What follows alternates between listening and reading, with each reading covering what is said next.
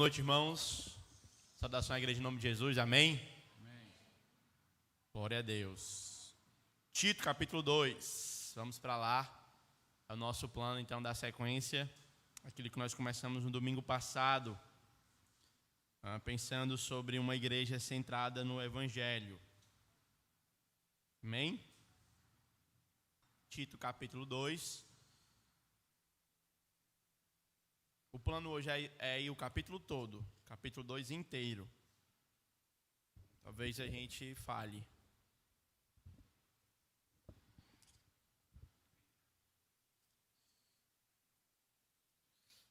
Acho que é importante que os irmãos saibam que sexta e sábado a Assembleia do Conselho Regional de Ministros e Oficiais da Igreja de Cristo esteve reunida para tratar de assuntos concernentes ao reino. Foi um tempo muito bom, de muito encorajamento. Nós somos aí aproximadamente 117 igrejas e congregações, quando mistura, né, que cobrem a parte leste e oeste do estado. Então nós, como Igreja de Cristo Henrique Jorge, estamos ligados a uma série de outras igrejas, co-irmãs que participam da obra, que tentam avançar o evangelho no sertão, na capital, né, e também ao longo dessa parte leste e oeste do estado. Foi muito bom. Os pastores estiveram reunidos, obreiros, diáconos, para se encorajar e tratar de assuntos administrativos, tá bom? Então, é importante que os irmãos saibam disto. Continue orando pelas igrejas de Cristo, pelo trabalho do Senhor. Nós temos avançado aí nos sertões e caminhado, tá bom? Então, Tito, capítulo 2, verso 1. Tu, porém, fala o que convém à sã doutrina. Quanto aos homens idosos, que sejam temperantes, respeitáveis, sensatos, sadios na fé, no amor e na constância, ou na perseverança. Estou usando a versão ARA, tá? Desculpa, não tinha avisado antes. Quanto às mulheres idosas, semelhantemente, que sejam sérias em seu proceder, não caluniadoras, não escravizadas a muito vinho, que sejam mestras do bem, a fim de instruir as jovens recém-casadas a amarem seus maridos e a seus filhos, a serem honestas, boas donas de casa, bondosas, sujeitas ao marido, para que a palavra de Deus não seja difamada. Quanto aos moços, aos jovens, de igual modo, exorta-os para que eles sejam em todas as coisas criteriosos. Torna-te pessoalmente padrão de obras no ensino. Mostra integridade e reverência. Linguagem sadia e irrepreensível, para que o adversário seja envergonhado, não tendo indignidade nenhuma a dizer a vosso respeito. Quanto aos servos, que sejam em tudo obedientes ao seu Senhor, dando-lhes motivo de satisfação e que não sejam respondões. Não roubem ou não furtem. Pelo contrário, deem prova de toda a fidelidade, a fim de ornarem todas as coisas, a doutrina do nosso Deus, o nosso Salvador. Porquanto a graça de Deus se manifestou salvadora a todos os homens, educando-nos para que, renegadas as impiedades e as paixões mundanas, vivamos no tempo presente de maneira sensata, justa e piedosa, aguardando a bendita esperança e a manifestação da glória do nosso grande Deus e Salvador, Cristo Jesus, o qual a si mesmo se deu por nós, a fim de remir-nos de toda iniquidade e purificar para si mesmo um povo exclusivamente seu, um povo que é zeloso de boas obras. Diga essas coisas, exorta e repreende também com toda a autoridade, e ninguém te despreze. Até aqui a leitura da palavra de Deus. Vamos ao Senhor em uma oração, uma vez mais, irmãos? Que o Senhor fale conosco. Pai, nós te louvamos por termos a tua palavra em nosso idioma. Agradecemos a ti por termos ter liberdade de culto. Pedimos para que o Senhor fale aos nossos corações à medida que lemos a tua palavra e que tentamos pensar como esse texto pode nos ajudar a sermos cristãos mais piedosos enquanto nos relacionamos com os outros aqui na membresia da igreja. Pedimos que o Senhor derrame da tua graça sobre a nossa vida, Pai. Oramos em nome de Jesus. Amém, amém e amém. Na semana passada, eu comecei citando uma paródia para os irmãos da música Utopia, não é? E falei que há tantos crentes que, bem mais do que um palácio, gostariam de um abraço e do aconchego dos seus irmãos. Se os irmãos se amassem, o desvio não viria. Chamam isso de utopia, eu a isso chamo membresia. E é isso que nós queremos pensar ou continuar pensando à medida que nós lemos esse texto da palavra de Deus e tentamos pensar e refletir sobre ele. A carta de Paulo a Tito foi escolhida para esse fim, uma vez que Paulo ele escreve a Tito para pôr em ordem algumas coisas na casa de Deus. Em Tito, capítulo 1, verso 5, se você tiver a sua Bíblia, você pode olhar comigo. Paulo diz o seguinte: foi por essa causa que te deixei em Creta, para que pusesse em ordem as coisas restantes, bem como em cada cidade constituíste presbíteros conforme te prescrevi. Paulo estava preso em 60, quando ele termina a narrativa de Atos, que é escrita por Lucas, e ele então sai dali de Roma e vai para a cidade de Creta, ou para a ilha de Creta, e lá ele avança o evangelho em vários locais, e algumas igrejas são estabelecidas. As igrejas passam a funcionar, passam a ter a vida normal, mas parece que alguma coisa está em desordem nessas igrejas. E Paulo, então, conhecendo essa realidade de desordem, ele vai trabalhar para pôr ordem na igreja. Então, na mente de Paulo, e consequentemente na mente do Espírito Santo que o inspirou, a igreja é posta em ordem à medida que líderes fiéis são elencados pela igreja. Eles são fiéis principalmente porque têm um caráter ilibado e também são fiéis porque trabalham com a palavra de Deus.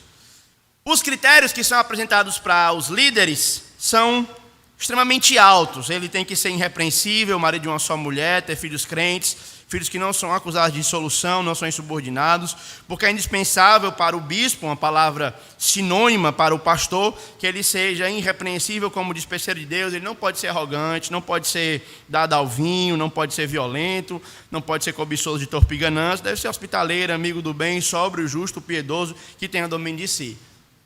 A pergunta é, quando nós vemos esses critérios, por que se requer tal postura desses homens? Quem responde para a gente é o verso 10 do capítulo 1. Porque existem muitos insubordinados, pauladores frívolos, né? Gente que fala besteira, de modo popular, enganadores especialmente da circuncisão. Aí ele vai dizer que esses homens estão pervertendo as casas inteiras e estão fazendo mal à vida e à família dos membros da igreja. Me parece então que, como eu tentei ensinar para os irmãos na semana passada, pastores centrados no evangelho são pastores que, antes de tudo, zelam pelo seu caráter. São homens que tentam caminhar de modo irrepreensível. Pensando sobre isso, sobre essa relação, eu me lembrei que a maioria dos falsos profetas que tem levantado na nossa geração se tornam falso profeta não por convicção bíblica, não porque estudando chegaram a uma conclusão diferente daquilo que eles haviam aprendido, mas porque o seu caráter começou a escorregar. Então, para justificar os seus erros, eles acabam então distorcendo o texto para justificar a sua falha moral. Por exemplo, um dos maiores grandes profetas, falsos profetas da nossa geração é o Caio Fábio. E o Caio Fábio não se torna um falso profeta chegando ao estudo da Escritura. Ele tem a questão lá do adultério, vai acabando o casamento, e aí, por conta disso, ele acaba, então, é por isso que a gente zela pelo caráter, nesse aspecto, não é? Então, é importante a gente pensar nisso. Quando a gente trabalha aqui, a gente tentou colocar para os irmãos, para que os irmãos orassem pelos pastores. O que Deus requer de nós é que nós sejamos fiéis. E que muitas vezes, pela posição que nós temos e pelo apreço que os irmãos têm por nós, quando nós nos incorremos em infidelidade, os irmãos são tentados a nos tratar assim, de modo... Vamos dar um jeitinho, não é? Por exemplo, eu conheço pastores que foram cair em adultério com a sua esposa, com outra mulher, e a igreja, não, caiu em adultério, vamos dar 3 meses... A esposa perdoou e aí depois a gente retorna ele para um ministério para que ele possa continuar exercendo, porque de fato era um homem que amava, que fazia uma série de fatores. Me parece que as categorias aqui, para a gente tratar as coisas em ordem, a gente precisa trabalhar isso de modo sério. Eu até pedi para os irmãos, de modo bem ousado, né? E eu falei mais por mim, claro que os outros pastores daí depois podem falar por si.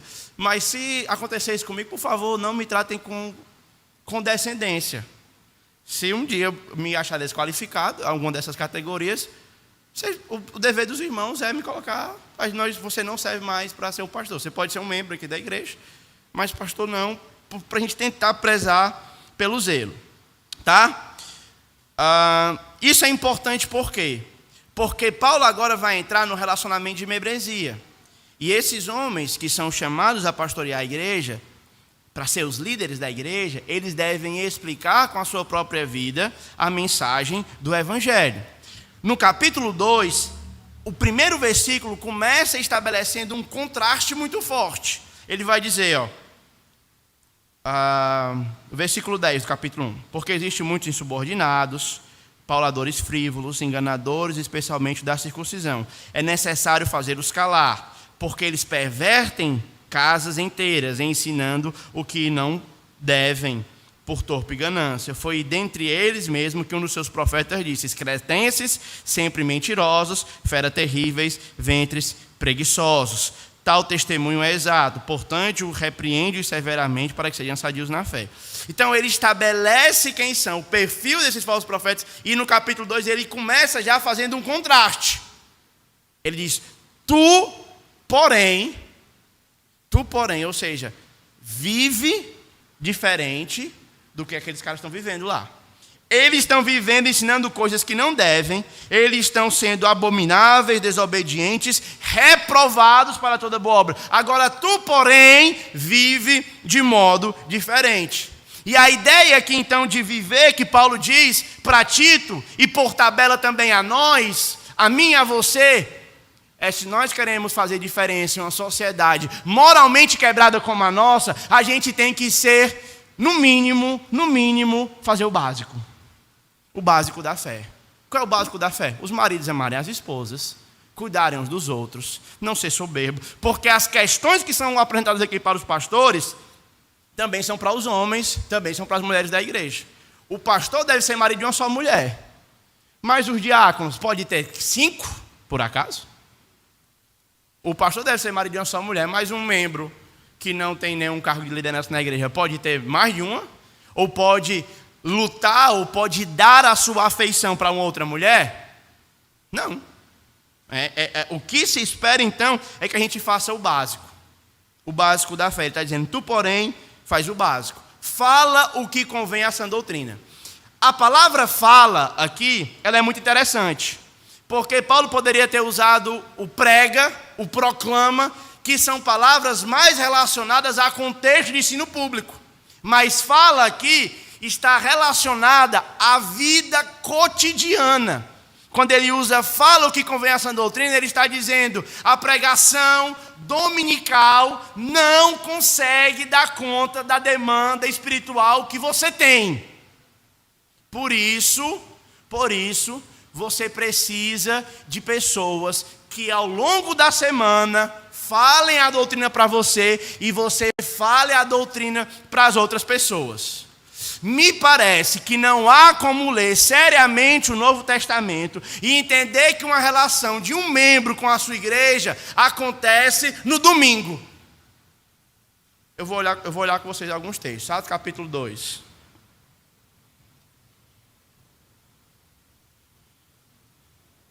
Verso 42. E perseveravam na doutrina dos apóstolos, no partir do pão, na comunhão e nas orações. Em cada alma havia temor, e muitos sinais e prodígios eram feitos por intermédio dos apóstolos. Todos os que creram estavam juntos e tinham tudo em comum. Vendiam as suas propriedades, distribuindo bens e produtos entre todos à medida que alguém tinha necessidade. Diariamente perseveravam unânimes no templo, partindo o pão e de casa em casa. Isso acontecia o quê? Dominicalmente. Como é que está aí no texto? Você pode colocar para mim de novo? Como é que está aí no texto? diariamente. A pregação dominical não é suficiente para atender às demandas que você tem espirituais. É necessário que você fale o que convém da sã doutrina para os outros irmãos. Paulo está falando então aqui de discipulado. Paulo está falando de encontros. E aqui eu quero estabelecer uma primeira diferença importante que precisa entrar na cabeça dos irmãos. A diferença entre socialização entre amigos e comunhão entre membros de uma mesma comunidade de fé. Existe uma diferença entre comunhão e socialização. A socialização, ela acontece quando amigos se reúnem para compartilhar gostos em comum, falar sobre o time, mostrar fotos dos filhos, compartilhar experiências da vida, como foi o trabalho, rirem, comerem, brincarem, se divertirem. A comunhão, no entanto, ela acontece quando nós nos reunimos para o encorajamento espiritual. E tentamos então trazer versículos, levar a pessoa para mais perto de Jesus. É possível que haja comunhão sem amizade. Tá? É possível que a gente, nesse aspecto, pensando nessa possibilidade de comunhão, sem que a gente tenha muito tempo juntos nesse sentido. Mas também é possível que haja socialização sem encorajamento espiritual. É possível que nós, cristãos, nos encontremos sem mencionar textos, sem questionar como é que está a fé do irmão, sem questionar como é que está o casamento, sem questionar como é que está a vida devocional, quais versículos ele tem aprendido, como ele tem amado, como ele tem perdoado, como ele tem crescido, como ele tem cuidado daqueles que precisam. E assim a gente acabe perdendo uma das grandes bênçãos que Deus tem para nós, que é o relacionamento diário entre irmãos. É importante lembrar sobre isso, lembrar disso. Há um outro texto, ainda em Atos, capítulo 5, verso 42, que exemplifica essa ideia. Todos os dias, no templo e de casa em casa, eles não paravam de ensinar e de pregar a Jesus Cristo.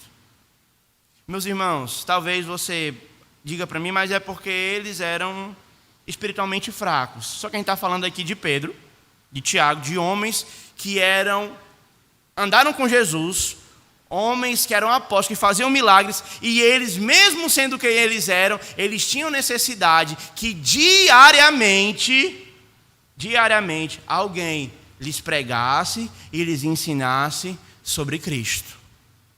Eles tinham necessidade de entenderem igreja para mais do que domingo. Eles tinham necessidade de entender que relacionamento entre membros não é seletivo.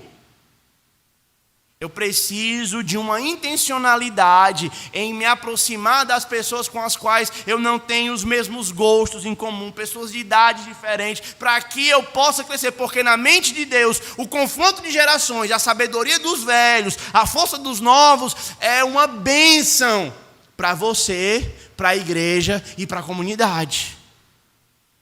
Atos capítulo 20 também fala sobre isso, verso 20.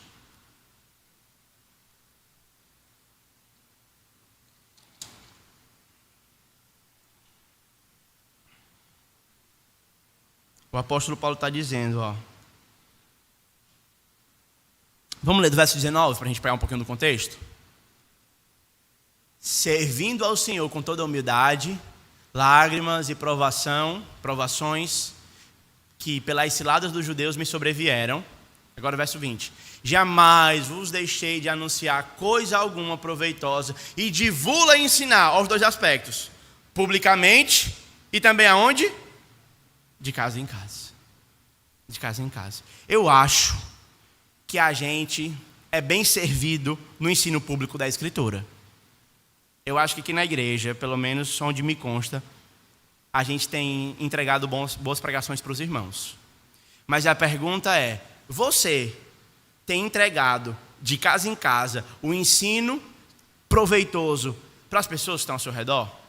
Você tem intencionalmente se aproximado dos irmãos da igreja? Nós precisamos, irmãos, mudar a nossa mentalidade. Igreja não é essa estrutura. Sempre a gente fala, isso aqui não é o nosso templo, isso aqui é o nosso salão de reunião. Se eu for querer ser bem mais alinhado com João Queiroz, como ele dizia, aqui é somente a casa de oração. O templo é o local onde nós estamos reunidos. E nós precisamos expandir a igreja para além disso aqui. Na minha disciplina de EBD que eu dei, eu disse assim, irmãos, desenhe a igreja mais bonita que você consegue. Aí alguns desenharam o quê?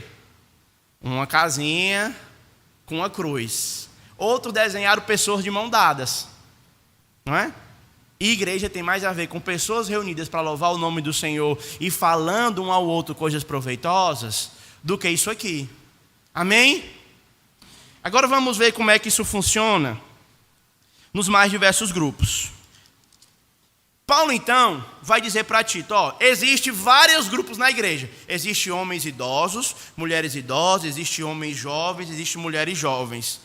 O que é que cada grupo desse deve fazer? Então nós vamos tentar olhar agora a instrução da palavra de Deus para cada grupo aqui na igreja. Eu quero desafiar os irmãos a tentar se encaixar. Eu vou trazer aqui algumas aplicações, mas você pode expandir essas aplicações para a sua vida, ou outras aplicações para a sua vida. Ele começa dizendo, verso 2, Tito capítulo 2, verso 2. Quanto aos homens idosos, que sejam temperantes, respeitáveis, sensatos, sadios na fé, no amor e na constância. A palavra para homem idoso dá a ideia de um homem com mais de 50. Tá? Agora, na mente de Deus, a velhice é uma bênção. Hoje eu tive o privilégio de pregar para a minha família, estavam todos reunidos, e a minha avó fez 82 anos. E eu preguei para ela dizendo, lendo um salmo, e dizendo para ela, a senhora foi abençoada por Deus, porque pôde viver até 82 anos. O mundo hoje vai dizer o contrário. Quanto mais tempo vai passando, mais rugas vão aparecendo, mais flácido vai ficando o seu corpo, menos valorizado você vai ficando, e nós tentamos por força, por ferro e força, a ferro e força, parecer mais jovens. Tem um texto que eu vou ler aqui já para vocês, que é de uma mulher chamada Ana Ruth Cavaco. Alguém chegou para ela e disse assim, nossa, você não parece ter a idade que tem. Você está fazendo 50 com carinha de 25. Aí ela vai dizer, minha irmã, misericórdia. Eu já vou ler o texto para vocês. Mas o ponto do texto é o seguinte. Se ela vai dizer, com 25 anos eu era imatura. Com 25 anos eu não sabia dar peso para as coisas. Com 25 anos eu não tinha a bagagem de vida que eu tenho hoje. Se para ser mais experiente, para ser mais temente a Deus, a vida me cobra cabelos brancos e algumas rugas, eu acho que é uma conta justa. Agora, ela valorizou o que Deus valoriza. O problema da nossa inimizade com a velhice é porque nós temos a tendência de valorizar o que é externo. Então, quando você não é mais tão esbelta ou tão esbelto, aí você acaba se inferiorizando. Mas talvez você, não sendo mais tão esbelta, você é mais bonita por dentro, é mais madura. E é isso que o texto vai mostrar para a gente. Os homens, ele fala, sejam temperantes. Um homem temperante é um homem que não é dado. Um idoso temperante é um idoso que não é dado ao vício. Uma tentação que os idosos que eu li enquanto preparava essa pregação falaram que é comum a eles, é a seguinte, o tempo vai passando, você já conseguiu conquistar algumas coisas na sua vida e você passa a ganhar tempo. E você tem a tendência de não saber administrar bem o seu tempo. E ele disse que conhecia muitos idosos que eram viciados em dominó, baralho e bingo. Eles eram viciados em coisas que acabavam por roubar o ócio deles.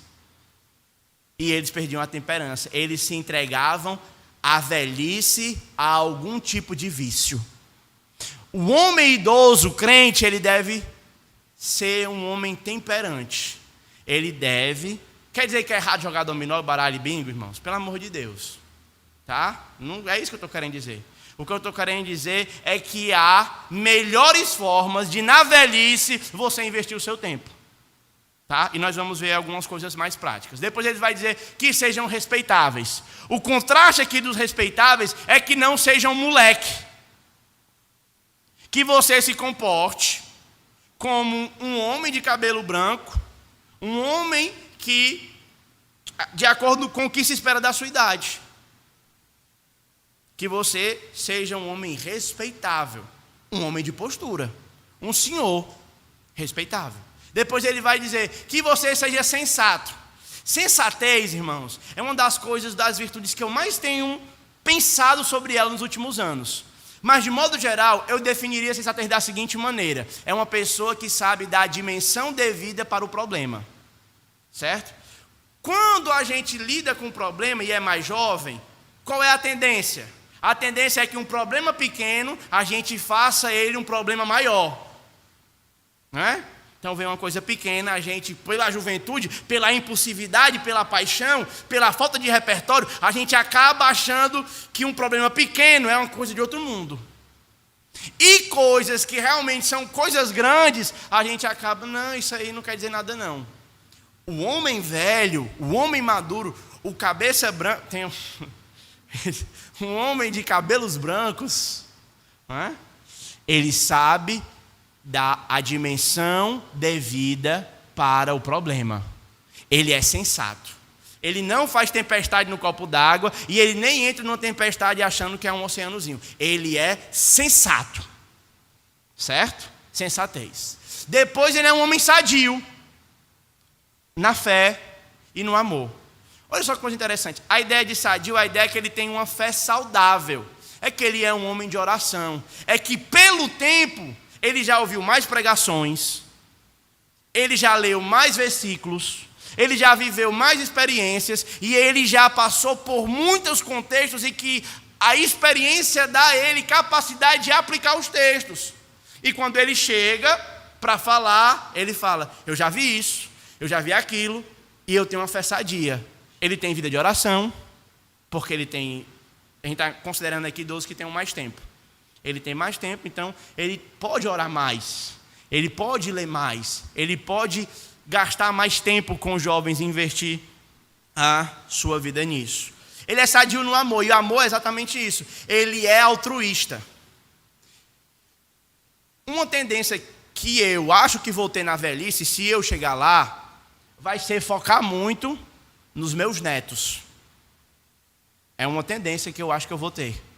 Eu não sei nem se eu vou chegar, né? Mas é só para tentar ilustrar para os irmãos que o altruísta, ele pensa o amor além da sua família. Ele estende a destra da sua casa para além daqueles vínculos de sangue. Ele estende a destra da sua casa para aqueles que são também da sua comunidade da fé e para aqueles que não são, para que eles possam ouvir o evangelho. Ele é um homem que ama. Não somente ama os que têm relacionamento de sangue, mas também que ama os outros. E parte do amor é ensinar. E ele, a última virtude, essa também é uma virtude que eu acho preciosíssima, ele é constante. O jovem é assim, o jovem vai para uma conferência, um congresso de jovens. Como é que o jovem volta do congresso? Pegando fogo, pingando óleo, né? Volta, eu vou para as nações, vou ganhar um bocado de vida para Cristo, vou chegar na minha faculdade e vou sair pregando para todo mundo, vou fazer uma ruma de coisas, não é? Passa 3 dias, o jovem está considerando a possibilidade de permanecer na igreja. Ele vive uma vida de inconstância. Um homem velho, um homem maduro, ele é constante. Ele não vive em altos e baixos. A ideia é que ele é constante. Quer dizer com isso que ele não se abala? Quer dizer com isso, mas pelo tempo, ele não cogita mais a possibilidade de deixar a sua fé. Entende? Ele já tem a fé amadurecida. Tá? Foi aquilo que eu falei para os irmãos uma vez, que um pastor puritano foi visitar uma senhorinha no leito de morte e disse assim para ela: a senhora tem certeza de que no último momento você não vai escorregar da mão de Cristo? Ela disse: eu tenho, porque eu não estou nas suas mãos, mas eu sou os seus próprios dedos. Eu tenho convicção do meu relacionamento com Cristo. E o tempo já sedimentou, já amadureceu essa relação. Por isso, meus irmãos, nós, os homens mais novos, precisamos nos utilizar da sabedoria dos cabelos brancos aqui da igreja. Não é novidade para ninguém que toda vida que tem uma decisão importante para tomar, eu consulto o irmão Eufrásio, Francisco Carneiro, Raimundo Vasconcelos, Manuel Góes e tantos outros. Certo? Às vezes a opinião de um é diferente do outro, mas todos eles me mostram esferas da minha vida que eu não consigo perceber. Pela sabedoria, pelo tempo que esses homens já têm tido, que têm conquistado isso aqui. Então, nós precisamos nos adequar a esses aspectos e nós, os mais jovens, precisamos aprender como envelhecer também. Aqui é um padrão interessante para a gente, um alvo para a gente buscar e tentar aprender desses irmãos. Verso 3. Para os homens falar de homem idoso, é mais tranquilo, né? Que os homens são até mais bem resolvidos. Agora, quando chega no próximo ponto, né? Quanto às mulheres idosas, semelhantemente, aí ele dá 4 exortações, 2 pela via positiva e 2 pela via negativa. Vamos olhar elas aqui agora. Quanto às mulheres idosas, que sejam sérias em seu proceder.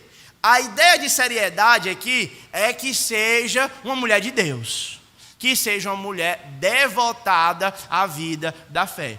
Um exemplo muito interessante disso aqui, que usa a mesma palavra, está em Lucas,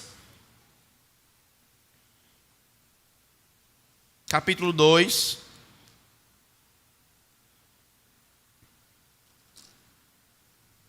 verso 36. Lucas 2, 36. Havia uma profetisa chamada Ana, filha de Fanuel, da tribo de Asser, avançada em dias, que vivera com seu marido 7 anos desde que se casara. Pode passar? E que era viúva de 84 anos. Esta não deixava o templo, mas adorava noite e dias em jejum, em oração. Essa mulher aqui é apresentada como um padrão de uma mulher séria, de que usa o seu tempo para a vida da fé, para buscar o relacionamento pessoal seu com o Senhor. Ela é uma mulher que busca se aproximar de Cristo. Tá? Tem uma aqui chamada Dalva. Eu brinco com a irmã Dalva que ela passa mais tempo com Jesus, lá conversando com ele, do que aqui, né?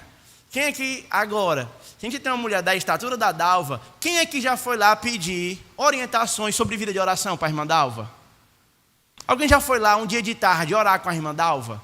Pedir para ela orar por você? Irmãos, a gente tem que aproveitar a sabedoria da irmã Dalva enquanto ela ainda está por aqui conosco. Então, aí é um exemplo de uma mulher que é séria no seu procedimento. Amém? Um exemplo. Depois ele vai dar 2 coisas negativas, voltando para Tito. Tito 3, 2, 3. Que não sejam caluniadoras e que não sejam escravizadas a muitos vinhos. Toda faixa etária, ela tem, você vai ter pecados que vão ser mais assíduos em determinada faixa etária, não é? Se um adolescente, o pastor Luiz aqui que adora falar desses assuntos, né? Se um adolescente está namorando, na adolescência, com 16 anos, os dois, qual é a tentação que eles vão passar maior? A tentação de não dormir tão cedo, né? É de namoro sexual, é de ordem sexual. Faz parte da natureza da tentação da idade.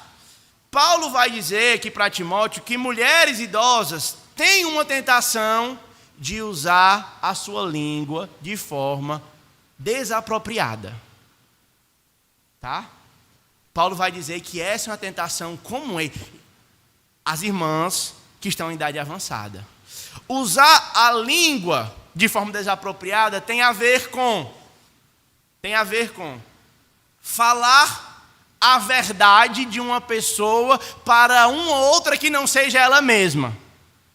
Geralmente a gente acha que calúnia é só você falar mentira. De outra, inventar alguma coisa, levantar um falso testemunho, né? Mas às vezes até mesmo a verdade sendo compartilhada em alguns contextos, ela pode se tornar uma calúnia. É alguém que coloca lenha na fogueira. É alguém que também usa a sua língua de modo falso, falando uma coisa que não sente genuinidade, que genuinamente no seu coração. Certo? Então, é uma tentação das irmãs que estão em idade avançada.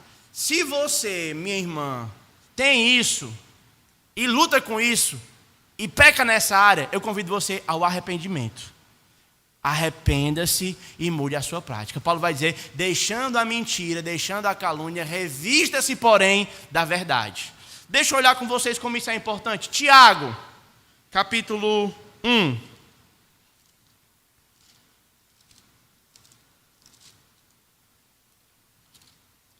Verso 26. Tiago 1, 26. Se alguém supor ser religioso, mas não refrear a sua própria língua, esse alguém está enganando o seu próprio coração. E a sua religião não serve de nada.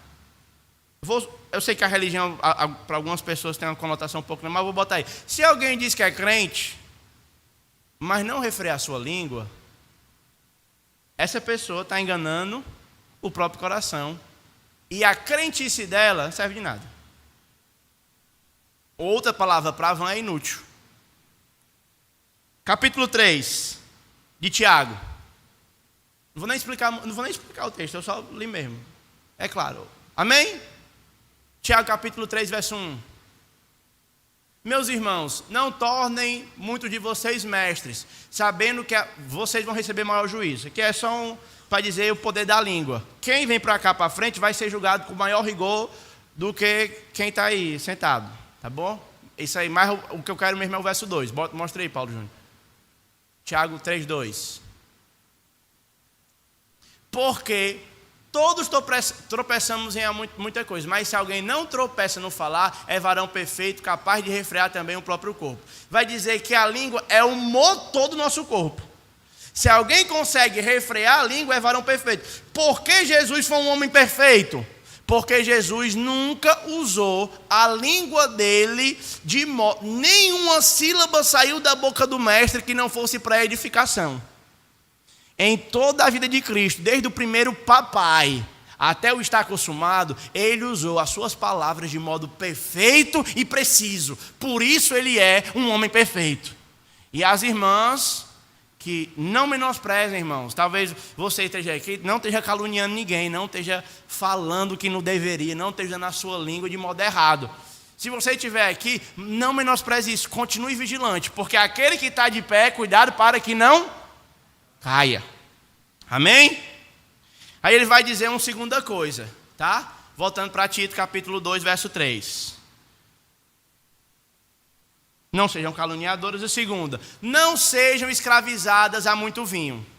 Então, nós precisamos entender aqui, certo? Precisamos entender. A carta de Paulo foi escrita há 2000 anos atrás. 2000 anos atrás, nós não tínhamos os farmacos. Nem sei se é assim que se fala. Cadê a Karine aqui para nos ajudar? Não tínhamos a farmácia, ou seja, remédios que facilitam a experiência humana, certo? E uma das coisas que se usava para a questão da saúde era o vinho. 1 Timóteo capítulo 5, verso 23. Coloquei, Paulo Júnior, 1 Timóteo 5, 23.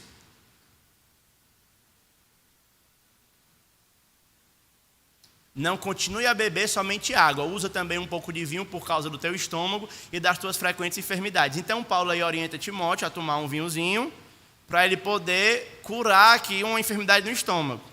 Com o advento da velhice, vem também junto com ela muitas doenças e enfermidades. E além da enfermidade, vem também outras dificuldades, certo? Uma das dificuldades que eu li, que algumas mulheres idosas colocam, é a dificuldade de ter amizades duradouras na velhice. Então, as que têm vão morrendo ao longo do caminho, né? Vão ficando mais velhos, e eles têm dificuldade. Então, O que está acontecendo em Creta, possivelmente, é que algumas mulheres estavam bebendo vinho para além do remédio. E estavam tentando ficar fora de si, porque o vinho, depois que a pessoa fica embriagada, ela fica um pouco mais anestesiada para lidar com as dores da experiência da vida, tá? Então, algumas pessoas estavam usando do vinho para tentar esquecer as enfermidades, a velhice, as dificuldades inerentes a essa fase da vida. Paulo está dizendo, não faça isso. Eu tive dificuldade para saber como é que eu ia aplicar aqui na igreja, porque graças a Deus, até onde me consta, não tem nenhum idoso da nossa igreja que anda de bar em bar por aí, né? Não tem, até onde me consta, graças a Deus. Se tiver, viu? Depois os irmãos procurem, para a gente poder resolver. Mas até onde me consta, não tem. Amém? Né? Porque as senhoras aqui de Creta estavam mais meladas do que menino novo, gripado na chuva, chupando manga. Tava um negócio sério. Mas aqui, graças a Deus, a realidade é diferente. Um pouco não, totalmente diferente. Mas, quais são os mecanismos de nossa época que nós usamos para anestesiar as dores da vida? Aí tem muito. Aí tem o cuidado excessivo com o lar. Aí tem a má relação com a internet, com as séries, para tentar esquecer as dores. Aí você vai ter o uso de medicamentos sem ser para o fim de saúde. Você vai ter algumas pessoas que vão tentar anestesiar suas dores por alguns fenômenos culturais. O que Paulo está dizendo aqui para Tito é, para as irmãs lá da igreja idosa, não tente lidar com a experiência dolorosa da sua vida por coisas que somente anestesiam. Se há uma experiência que lhe causa dor na vida, encare ela pela palavra de Deus. Certo? E ele dá mais uma outra orientação para as mulheres idosas. Sejam mestras do bem. Sejam mestras do bem. Usem a sabedoria que vocês têm para ensinar a vida da fé. Para ensinar a vida da fé. Eu devo muito a muitas mulheres idosas que me ensinaram a respeito de assuntos espirituais. Eu me lembro da doutora Bárbara. Eu tive o privilégio de estudar e ela era uma senhora que não conseguia andar mais.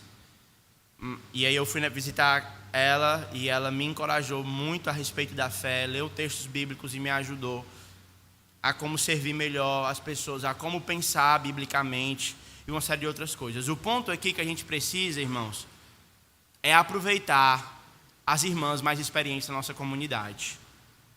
As irmãs que vão compartilhar a sua vida, que vão compartilhar ensinamentos bíblicos com as mais jovens. Ele vai dizer então, por que isso? Por que precisamos ter mulheres mais experientes, que sejam mestras do bem? Para que elas possam instruírem as mais jovens, recém-casadas, a amarem seus maridos. As irmãs mais jovens precisam de mulheres mais experientes para lhes ajudar a amarem seus maridos. Eu vi um comentarista dizendo o seguinte: como é que isso aqui funciona na prática? Então, está um evento da igreja, aí tem uma mãe de filho pequeno, né? Aí a criança apronta, aí a mãe não age, né? O menino está com pedrada nela, ela está com pedrada de volta. Aí as duas senhoras mais velhas estão vendo aquela mais jovem. Elas têm duas possibilidades: caluniar e dizer assim, tá vendo? Na minha época, filho nenhum fazia isso comigo. Na minha época, para passar na frente da televisão, se meu pai tivesse assistindo, tinha que pedir com licença, ou dar a volta por trás, e ficar por assim mesmo. Mas elas também podem juntar as duas e falar assim, tá vendo? A irmã Keis está com dificuldade de educar Elô. Vamos lá? Aí vai a irmã Fátima e a Ceiça pega a Keis de lado e diz assim: minha filha, não faça isso não. Você não está com a pedrada na sua filha não, quando ela está com a pedrada de você, isso é errado. Aí elas vão dizer: é melhor você fazer isso. E vão ajudar as mais jovens a lidar com as dificuldades da vida. Para isso, nós temos que ter jovens que compreendem a importância disso. Para isso, nós temos que aprender a fazer o confronto das duas gerações. Para isso, nós temos que colocar as duas gerações juntos, para que elas, as irmãs, consigam dar esse relacionamento de dar e receber. Uma coisa interessante aqui, irmãos, é que elas precisam instruir a amarem seus maridos. Olha só que coisa interessante. Na mentalidade de Deus, o amor é algo aprendido. Coisa interessante. As mais velhas vão ensinar a amar. A gente geralmente associa o amor a um sentimento, não é? Geralmente as pessoas associam o amor a um sentimento. Aqui Paulo vai dizer que amor pode ser aprendido. Então, se chega uma mulher jovem passando por conflito no casamento, diz assim: qual o seu problema? Acabou o amor. Aí tem que ter duas mulheres maduras e experientes para dizer: pois tá bom, pois vamos ensinar você a amar. Tá? Ensinar a amar. Mas serem sensatas, honestas, boas donas de casa e sujeitas ao marido. A ideia de bondade aqui, irmãos, meus irmãos e minhas irmãs, é a ideia de que a mulher, por aprender a governar bem o ambiente da sua casa, ela vai... Geralmente a gente tem a ideia de que a mulher que está no ambiente do lar, ela não consegue abençoar a casa. Não é? Porque ela não sai. Mas se você olhar comigo para a mulher de Provérbios 31, vamos lá olhar comigo para a mulher de Provérbios 31. Provérbios 31.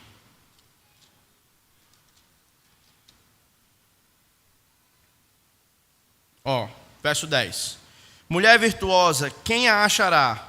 O seu valor excede o de joias finas. O coração do seu marido confia nela, e não haverá falta de ganho. Ela lhe faz o bem e não o mal todos os dias da sua vida. Ela vai dizer, no verso 16: examine uma propriedade, adquire e planta uma vinha com as rendas do seu trabalho. Verso 18: ela percebe que o seu ganho é bom, a sua lâmpada não se apaga de noite, estende as mãos aos fusos, mãos que pegam na arca, abre a mão ao aflito e ainda estende ao necessitado. Ou seja, a mulher que aprende a fazer, a amar os maridos e os filhos nessa questão da vida do lar, é claro que há outros aspectos aqui que envolvem na nossa comunidade, mas ela também, por causa do cuidado que ela tem com a sua casa, ela não restringe o amor só à sua casa. Ela também abençoa os de fora, com o exemplo que ela tem dentro da vida dela. Tá bom? Havia mais para falar, mas eu preciso caminhar aqui com o texto. Tá? Verso 6 de Tito, capítulo 2. Estou já acabando, viu, irmãos? Ainda dá aí uns 7 minutinhos. Dá para ir mais 7 minutos? Amém? Amém, né? Mais ou menos, né? Quanto aos moços, que sejam criteriosos. Aqui ele está falando. Agora, aos jovens, aos homens mais jovens, que é dos 50 para baixo, que é o que a Bíblia encontra e chama de jovem. Ela dá só uma dica. Sejam criteriosos. Usem a Bíblia como critério para as decisões de vocês. Nessa fase da vida, e aqui eu posso falar não somente do que eu li, mas eu também posso falar do que eu vivo. A gente é tentado a correr demais, a trabalhar demais, para que a gente possa conquistar os nossos sonhos. E em fazer isso, a gente acaba roubando o tempo que deveríamos servir à família e servir aos irmãos da fé. O ponto é, a criteriosidade nos ajuda a não sermos governados por padrões mundanos. As nossas decisões não são tomadas, por exemplo, de emprego, por aquilo que ganham mais ou ganham menos. A forma como nós decidimos administrar o nosso tempo não deve ser tomada pelaquilo que é mais confortável ou menos confortável para nós. Nós devemos procurar o melhor lugar em que nós vamos ser mais úteis para servir ao Senhor. Em meados de 2016, eu recebi uma das propostas de emprego mais tentadoras da minha vida. Duas, em um curto período de tempo. Eu havia parado de jogar fazia pouco tempo, e um amigo meu tinha ido para o México. E ele disse: macho, eu estou matando a pau aqui no México. Estou jogando a Série B do México. Os caras pagam bem e tem uma arruma de perna de pau. Como tu também é dá certinho para tu poder se encaixar aqui. E na época a proposta salarial era realmente muito boa. E eu estava no campo, no Radical, lá no sertão. Qual foi a minha oração na época? Eu ainda salvei o print da conversa do Facebook para me poder ver se eu pego o número para ligar, estou brincando. Mas eu disse assim: Senhor, se eu for, eu ganhar dinheiro, eu consigo sustentar a obra missionária. Então, a pessoa, o Senhor me abençoa. Eu jogando no México, meu time sobe da primeira para a segunda.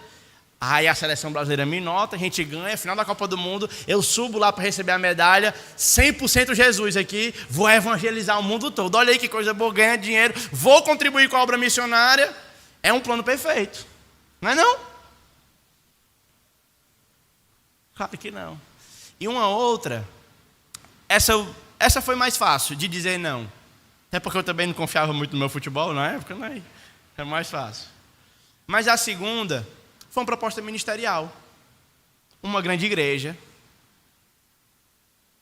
com muitos membros, me fez uma proposta salarial que, à época, seria basicamente 5 vezes o que eu ganhava na época, com plano salarial para mim e para minha esposa, com pagamento de seminário e todas essas coisas todas. E eu liguei para o pastor Raimundinho na época, não sei se o pastor Raimundinho lembra. E eu falei assim: pastor, se eu aceitar, o senhor acha que a igreja vai ficar com raiva de mim? Porque a igreja me mandou para cá, fez uma coisa. Se eu aceitar e sair, só acho que a igreja, ele falou assim: Mateus, o que a gente investiu na sua vida foi para você. Se você fica muito à vontade para ir e para ficar. Na época ele me disse isso. Aí eu fui conversar com algumas pessoas. Rapaz. E todo mundo dizia assim: ó, cara, vai. Porque financeiramente para ti é muito melhor. Mas aí eu fui atrás de um homem velho, sábio. E ele me falou assim: ó, qual lugar que você acha que você vai ser mais útil? É mais fácil, se você disser não, é mais fácil eles encontrar alguém para substituir você lá ou na igreja de Cristo? Aí eu falei: rapaz, que no caso era a igreja presbiteriana, a IPB, né? Então na igreja presbiteriana o que não falta é pessoas que gostam de estudar, que têm informação e tal, então era fácil substituir.